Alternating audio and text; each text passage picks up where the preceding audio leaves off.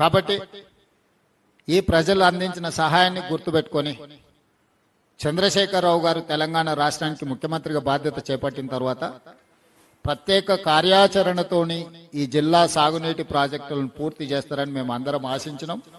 పదే పదే డాక్టర్ చిన్నారెడ్డి గారి నుంచి మొదలు పెడితే మేము అందరం కూడా చాలా సందర్భాలలో చట్టసభలలో కానీ బహిరంగంగా కానీ వారిని ప్రశ్నించడం జరిగింది. వారిలో మార్పు రాలేదు, కానీ అబద్ధపు ప్రచారాలతోని ఈ జిల్లాని మభ్యపెట్టే ప్రయత్నం చేశారు ఇక్కడ ప్రజలు. స్థూలంగా 2-3 విషయాలతో చంద్రశేఖరరావు గారు 10 సంవత్సరాల పరిపాలనలో సాగునీటి ప్రాజెక్టుల కోసము 1,81,000 కోట్ల రూపాయలు పనుల మీద ఖర్చు పెట్టినరు. అందులో 1,00,000 కోట్ల రూపాయలు కేవలం కాళేశ్వరం ప్రాజెక్టుకు గోదావరి నది మీదనే ఖర్చు పెట్టడం జరిగింది.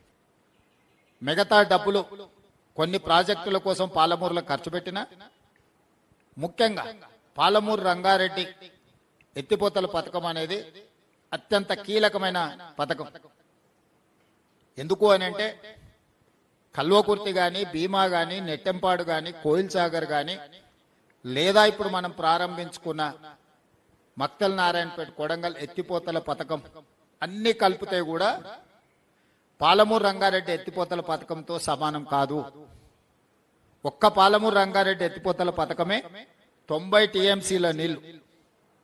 ఈరోజు ఈ జిల్లాలో జూరాల నుంచి మొదలు పెడితే జూరాల, భీమా, నెట్టంపాడు, కోయిల్ సాగరు, అదేవిధంగా కల్వకుర్తి,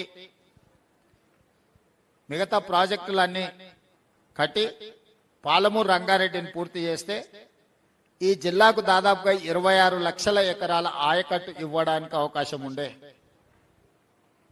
నిజంగానే 10 సంవత్సరాల సుదీర్ఘ కాలంలో ఈ ప్రాజెక్టులను పూర్తి చేసినట్టే ఈ రోజు పాలమూరు జిల్లాలో నికరంగా 26 లక్షల ఎకరాలకు సాగునీరు అందుతుండే. సాగునీరుతో పాటు పరిశ్రమల గురించి నేను చెప్పవలసిన అవసరం లేదు.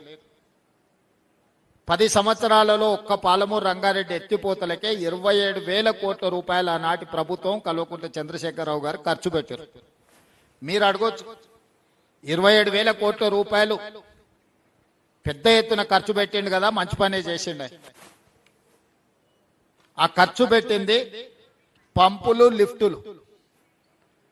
పంపులలో, లిఫ్టులలో ఖర్చు పెడితే కేసీఆర్ ఇంట్లో కనక వర్షం కురుస్తుంది కాబట్టి 27,000 కోట్లలో అధిక భాగము పంపులకు, లిఫ్టులకే ఇచ్చి పంపులు, లిఫ్టుల 1,000 కోట్ల రూపాయల కమిషన్లు కొల్లగొట్టి ఒక్క ఎకరా కూడా నీళ్ళు ఇవ్వకుండా ఎక్కడిదక్కడ వదిలేసిపోయిండు. భూసేకరణ కూడా చేయలేదు. ఏ ప్రాజెక్టు నిర్మించాలన్నా, ఏ ప్రాజెక్టును పూర్తి చేయాలన్నా మొట్టమొదట భూసేకరణ అనేది అవసరం. ఈనాటికి నాకు అధికారులు అందించిన సమాచారం మేరకు ఈ జిల్లాలో అన్ని ప్రాజెక్టులు పెండింగ్ ఉన్నాయి. కాంగ్రెస్ ప్రభుత్వమే అధికారంలో ఉన్నప్పుడు పూర్తి చేసిన జూరాల ప్రాజెక్టును వదిలేస్తే ఈ జిల్లాలో కల్వకుర్తి కానీ, భీమా కానీ, నెట్టంపాడు కానీ, కోయిల్ సాగర్ కానీ, ప్రారంభించుకున్న పాలమూరు రంగారెడ్డి ఎత్తిపోతలు కానీ, ఏ ప్రాజెక్టు తీసుకున్నా పనులు పూర్తి సంగతి దేవుడెరుకు.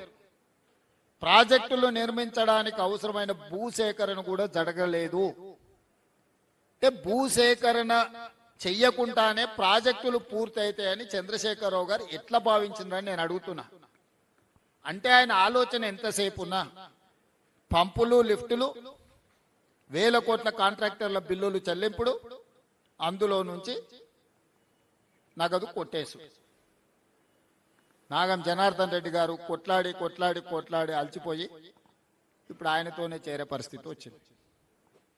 ఏ మాటకు ఆ మాట పాపం పెద్దలు నాగం జనార్దన్ రెడ్డి గారు ఈ పంపులలో, లిఫ్టులలో జరిగిన అవినీతి మీద ఏండ్ల కొద్ది కొట్లాడి సుప్రీంకోర్టు వరకు కూడా పోయి కొట్లాడవచ్చు. ఆయన మాట్లాడిన దాంట్లో వాస్తవం ఉంది.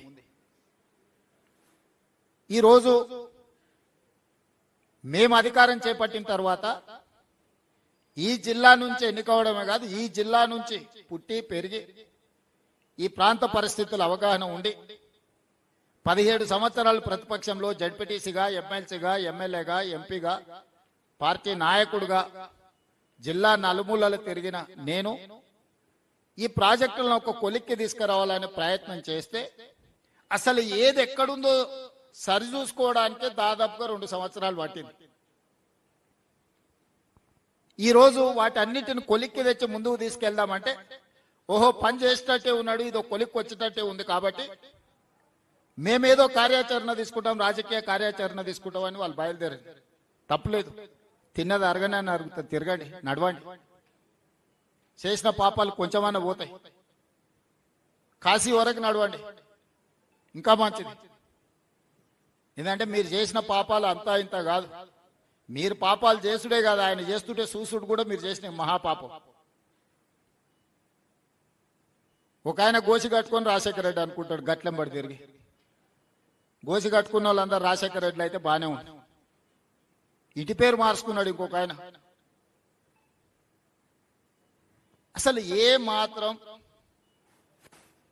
ప్రజలు ఏమనుకుంటారు, మనం ఇట్లా వ్యవహరిస్తే చీదరించుకుంటారా లేదా అన్న సోయి కూడా లేకుండా మా గురించి మాట్లాడి జిల్లాకు అన్యాయం చేసే ప్రయత్నం చేస్తున్నారు. ఈ రోజు నేను కొన్ని వివరాలు చెప్పదలుచుకున్నా. ఖర్చులు కాదు, జరిగిన అప్పులలో 10 సంవత్సరాలు బ్యాంకులలో తెచ్చిన అప్పులకు చంద్రశేఖరరావు గారు 41,118 కోట్లు బ్యాంకులకు అప్పులు అసలు కట్టింది. మిత్తి 43,385 కోట్లు. చంద్రశేఖరరావు 10 సంవత్సరాలలో సాగునీటి ప్రాజెక్టుల కోసం చేసిన అప్పులకు 84,503 కోట్ల రూపాయలు 10 ఏళ్లలో ఆయన కట్టింది. నేను అధికారంలోకి వచ్చిన తర్వాత ఆయన చేసిన అప్పుల భారం మొయ్యలేనంతగా మారి కరెక్ట్ 30 నెలల 33,567 కోట్ల అసలు, 18,554 కోట్ల మిత్తి.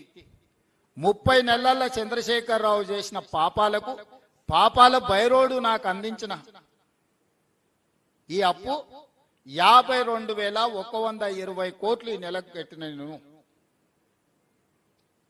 మీడియా మిత్రులు రాసుకోవాలి, 30 నెలల చంద్రశేఖరరావు చేసిన అప్పులకు తప్పులకు ఓన్లీ సాగునీటి ప్రాజెక్టులకు నేను చెప్పేది 52,121 కోటి రూపాయలు ఆయన చేసిన అప్పులకు తప్పులకు అసలు మిత్తి కలిపి 52,121 కోటి రూపాయలు నేను చెల్లించిన. ఇక నేను పనులకి 30 నెలల్లో చెల్లించింది ఎంత అంటే 22,000 కోట్ల రూపాయలు. 52,000 కోట్ల రూపాయలు ఆయన చేసిన అప్పులకు నేను వడ్డీలు అసలు మిత్తి కడితే నేను మొత్తం రాష్ట్రంలో జరిగిన ప్రాజెక్టులకంతా నేను చెల్లించింది కాంట్రాక్టర్లకు 30 నెలల 22,000 కోట్లు. 22,000 కోట్లు రాష్ట్రం మొత్తం చెల్లిస్తే ఒక్క పాలమూరు జిల్లాలనే 8,000 కోట్ల రూపాయలు దాదాపుగా. అంటే పాలమూరు జిల్లాకు నేను అధికంగా నిధులు ఇచ్చినట్ట, పాలమూరు జిల్లాకు అన్యాయం చేసినట్ట. ఇప్పటికీ జిల్లాల ప్రాజెక్టులు పూర్తి చేయాలంటే 4,000 ఎకరాల భూసేకరణ చేయాలి. భూసేకరణ చేయకుండా కాంట్రాక్టర్లకు ఎన్ని పైసలు ఇచ్చారు?